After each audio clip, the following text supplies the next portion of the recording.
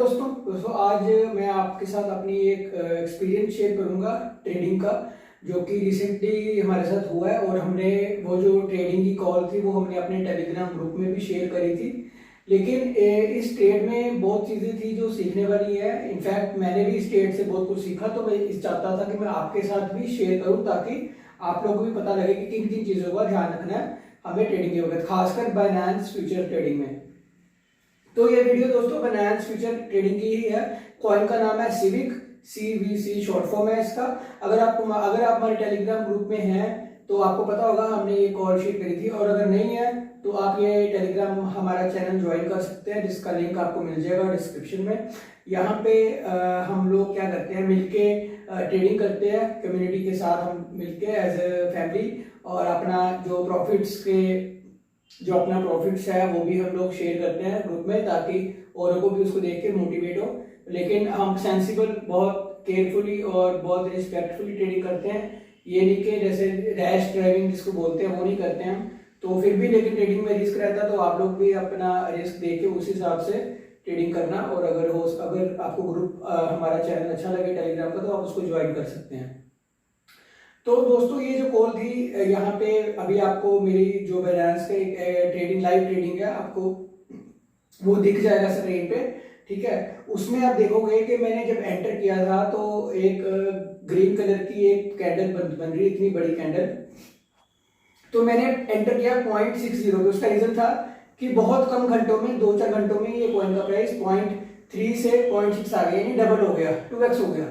हमने वहां पे 0.6 पे हमने लगभग $3000 की शॉर्ट की थी हमने 0.6 पे। मैंने ग्रुप में डाला भी था, अपने टेलीग्राम चैनल में डाला भी था कि अभी आपको सिर्फ 10-15% शॉर्ट करना, अगर ये ऊपर गया तो और शॉर्ट करेंगे। उसके बाद क्या हुआ, ये जो सिविक कॉइन है ये 0.6 से गया 0.7, बीच में कहीं रुका ही नहीं, रुका तो चलो क्या, लेकिन 0.7 का जब आ गया ना, मुझे पता लग गया कि यहाँ पे ये 10% 15% और ऊपर जा चुका है।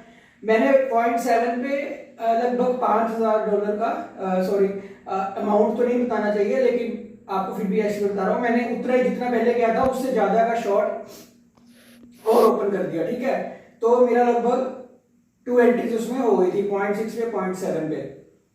अभी दोस्तों 0.7 पे जब ये थोड़ी देर स्टेबल रहने के बाद ये 0.7 पे मेरा लॉस दिखाने लग गया। आपको दिख रहा होगा मेरा इसमें काफी ज्यादा लॉस भी था।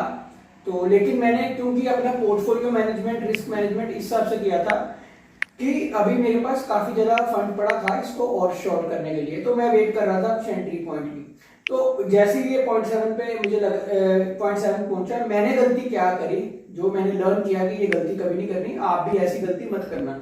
0.7 पे मुझे लगा कि ये इसका टॉप आ गया, मैंने मार्केट के टॉप को प्रेडिक्ट करने की कोशिश की। ये सबसे बड़ी गलती है, कोई भी नहीं बता सकता टॉप क्या है। मुझे लगा ये 0.7 से हद ज्यादा से ज्यादा 0.8 चला जाएगा, लेकिन इससे ऊपर नहीं जाएगा। तो मैंने 0.74 पे मैंने एक और एंट्री शॉर्ट कर दी, और फिर 0.76 पे भी एक और एंट्री शॉर्ट कर दी। अब सिविक में आपको पता क्या हुआ था, ये 0.67 पे भी नहीं रुका, ये 0.8 पे भी नहीं रुका, ये 0.9 पे भी रुका, ये गया 0.98 तक, इसका यानी कि ऑलमोस्ट $1 तक। तो मैंने जो गलती करी थी, मुझे जो 0.7 पे अगर मैंने शॉर्ट किया था, मुझे उसके बाद 0.74 पे और 0.76 पे शॉर्ट नहीं करना चाहिए था। उसका रीजन है कि अगर 0.7 से 0.74 देखोगे तो ये 2% भी नहीं बनता है, और हमें एंट्री कब कैसे लेनी है, 15% ऊपर, 20% ऊपर, अगर इतना ऊपर जाए।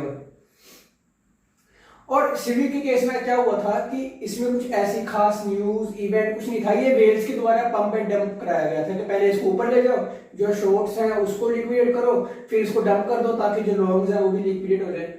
और आपको बताऊं, जो 0.7 से लेके 0.75 का जो था ना एरिया, उसके बाद ये जितना भी बढ़ा है ना, ये कोई इसलिए नहीं बढ़ा कि मैं खरीद रहा था या कम्युनिटी खरीद रही थी। ये एक बहुत बड़ी सोची समझी साजिश थी, जिसमें कि जितने भी शॉर्ट्स हैं उसको लिक्विडेट करने की कोशिश की थी। और अगर आपको नहीं पता तो मैं आपको बता दूं, जब भी शॉर्ट्स लिक्विडेट होती है ना, तो एक्सचेंजेस क्या करती हैं कि उनके पैसे से उनको खरीदना पड़ता है, मार्केट बाय करना पड़ता है। कोई भी कॉइन हो, BTC हो, सिविक हो, डेंट हो, EOS हो, नियो हो, इथेरियम हो, लिंक हो, पोल्का डॉट हो, कोई भी कॉइन हो, अगर कोई शॉर्ट, अगर कोई पोजीशन, अगर कोई ट्रेड है वो लिक्विडेट हो रही है, तो जिसने अगर शॉर्ट किया हुआ है उसको जहां पे उसका लिक्विडेट हो रहा है वहां पे उसको खरीदना पड़ेगा उस लेवल पे, और जिसने लॉन्ग किया हुआ उसको जहां पे मतलब अगर उल्टी ट्रेड जाती है, जिसने लॉन्ग किया हुआ तो प्राइस नीचे आता है, ठीक है, तो उसको वहां पे जो है बेचना पड़ेगा, ठीक है, सीधा हिसाब है। तो ऐसे सिविक में ऐसे हुआ कि जो इसका 0.75 से लेकर 0.95 तक रैली लगी ना, इतनी बड़ी कैंडल थी, इतनी बड़ी, ठीक है, बाइनेंस के ग्राफ में जाके देखना सिविक में क्या हुआ। और वहां से क्या हुआ, जब इतनी बड़ी कैंडल लग गई तो वो सारा जो 0.98 तक था, अगले दिन सुबह जो है वो वापस से आ गया 0.70 पे, 0.75, फिर 0.70, अभी तो 0.62 चल रहा है जब मैं ये वीडियो बना रहा हूं, तो 0.60 भी टच किया। तो यहाँ पे मैंने पहली गलती ये करी कि मुझे इतना पैनिक नहीं करना चाहिए था, पैनिक सेल नहीं करना चाहिए था, मैंने फोमो में आके शॉर्ट ओपन करता गया।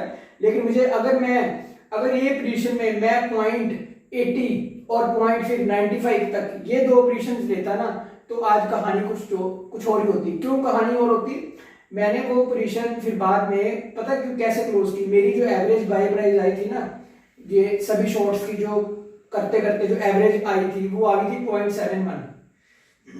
अब कोई समझदार ट्रेडर वही है तो ये बात समझे कि मुझे अब यहाँ से लॉस में से निकलना कैसे, क्योंकि 0.71 पे जो मेरी बाय प्राइस थी और ये हाथ लगा के आया था 0.98 पे, और 0.98 पे जितना मेरा लॉस दिखा रहा था, अगर आप में से कोई होता तो क्रिप्टो छोड़ के भाग जाता, लेकिन मैंने वेट किया कि अब मैं इसको छेड़ूंगा नहीं, कोई ऐसे टाइम का वेट करूंगा कि इसमें से मैं नो प्रॉफिट नो लॉस निकलूं, क्योंकि जिसके कि मुझे चांस लग रहे थे कि ये जितनी तेजी से ऊपर गया ये डंप भी होगा। फिर वहां पे मैंने 0.70 पे, ये बात सुबह के 4 बजे की है, इतना स्ट्रेस हो गया था कि ऐसे नींद भी नहीं आ रही थी। सुबह के 4 बजे मैंने क्या किया, अपना जो टेक प्रॉफिट है उसको 0.70 पे सेट कर दिया, यानी अगर मेरा सेल प्राइस जो है 0.71 है एंट्री प्राइस, और अगर 0.70 पे आए तो इतना छोटा सा प्रॉफिट, बहुत कम प्रॉफिट मुझे मिले और मैं बाहर निकल जाऊं, और उतने प्रॉफिट से मेरी सिर्फ फीस वगैरह निकलेगी। तो ये मैं समझता हूँ कि मुझे दुख नहीं है कि मैं प्रॉफिट मिस कर दिया, टोकन का प्राइस और नीचे आ गया, मुझे ऐसा दुख नहीं है। जान बचे तो लाखों पाए, मैं इस चीज को समझता हूँ कि अपनी जान बची तो आगे और कमा लेंगे। इसलिए अब जो है वो 0.7 पे जब आया तो मैंने एग्जिट कर दिया, हालांकि मेरी सिर्फ फीस ही वगैरह निकल पाई, प्रॉफिट नहीं हुआ, बट कोई बात नहीं, मैंने गलती करी, उससे सीखा, रियलाइज किया। बाकी फिर मिलते हैं अगले वीडियो में, और वीडियो को सपोर्ट करने के लिए आप लाइक या इस पे कमेंट कर सकते हैं कि आपने फ्यूचर्स में या इस मेरी स्टोरी से क्या सीखा, या आपने क्या गलतियां करी हैं फ्यूचर्स में, आप कमेंट करके बताना, और वीडियो दूसरों से भी शेयर करना जो लोग फ्यूचर ट्रेडिंग करते हैं। लेकिन लाइक और सब्सक्राइब करना मत भूलिएगा, क्योंकि उसी से हमें मोटिवेशन मिलती है। ओके दोस्तों, फिर मिलते हैं नेक्स्ट वीडियो में, बाय।